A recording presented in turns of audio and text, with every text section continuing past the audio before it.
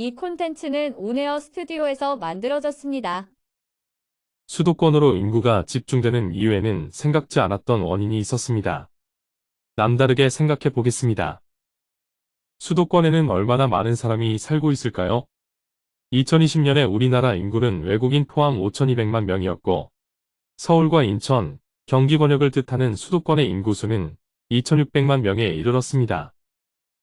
전체 인구의 절반이 넘는 사람들이 수도권에 살고 있다는 뜻인데, 수도권의 면적은 전체 국토의 12%에 불과합니다.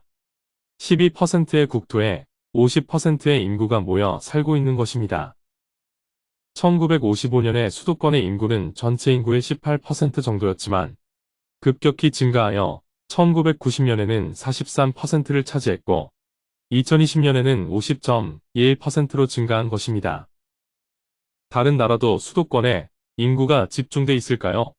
OECD 국가들의 수도권 집중도를 살펴보니 영국은 수도권의 인구가 13% 정도였고 프랑스는 19%, 일본은 28%였습니다.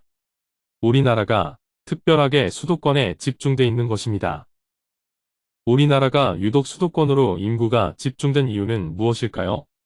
특히 청년층이 수도권으로 많이 이동했는데 여러 원인이 있었지만 그 중에서도 일자리 때문에 수도권으로 이동한 것으로 파악되었습니다. 그 이유를 살펴보니 수도권에는 자산 5조 원 이상의 공시대상 기업이 많이 있었고 업종도 다양했습니다. 또한 지식산업과 전산화율이 높은 산업처럼 하루가 다르게 신기술이 출현하는 산업의 경우 경험으로 몸에 쌓이는 암묵적 지식일수록 상호 신뢰에 기반한 대면관계를 통해서 전달되는 경향이 있다고 합니다.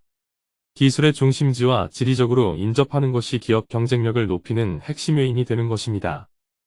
아울러 산업 간 지식교류와 융복합을 위해서도 다양한 산업을 갖춘 대도시가 지식산업 성장에 유리하다고 합니다.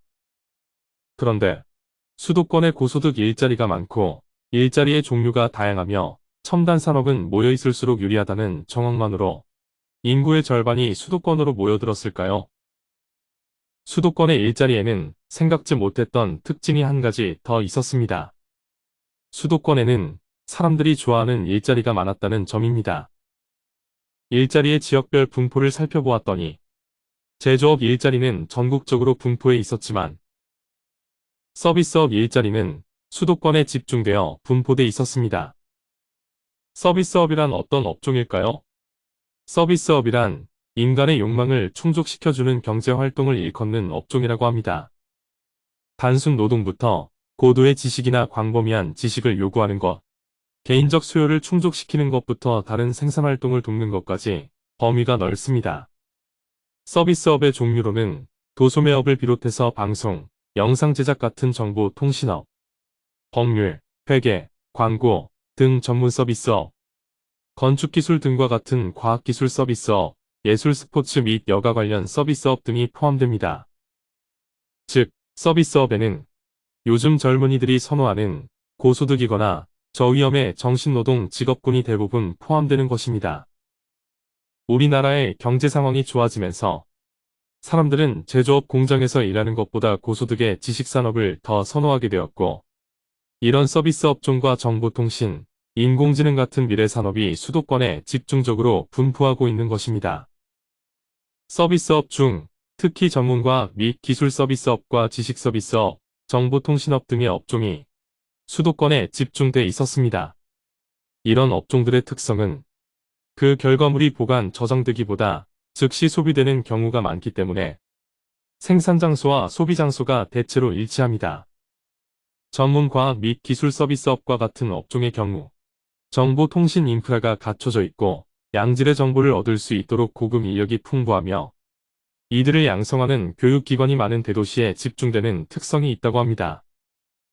우리나라의 산업구조는 1970년대 이전까지는 사람들이 농경지나 산지, 바다를 따라 전국에 흩어져서 종사했던 농림업 중심에서 1970년대 이후부터 제조업과 서비스업 중심으로 빠르게 재편되었고 서비스업 등의 비중이 제조업 등의 2배를 넘어가고 있습니다.